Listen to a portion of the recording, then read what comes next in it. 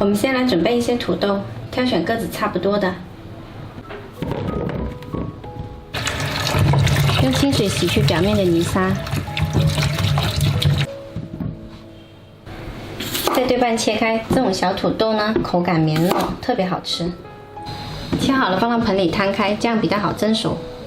家里的普通蒸锅都没那么大，现在我都用蒸烤箱来蒸。选择纯蒸功能，100度，蒸30分钟。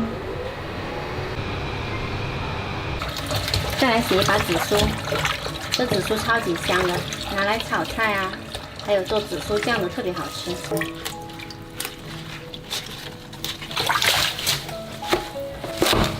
洗好了切碎，鲜椒切小段，蒜切成蒜粒。土豆放到不烫手的时候，把皮剥去。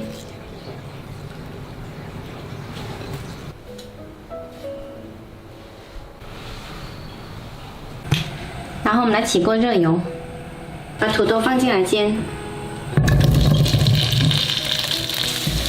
土豆把每根面都煎到金黄，但是呢，不要过度的去翻拌它。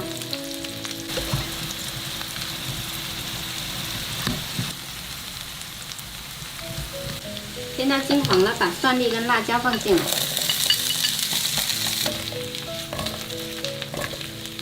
再把紫苏放进来，淋上生抽调味，一点点蚝油，翻动一下，翻炒均匀就可以出锅了。既简单又美味的紫苏焖土豆就做好啦！喜欢的朋友可以试一下哦。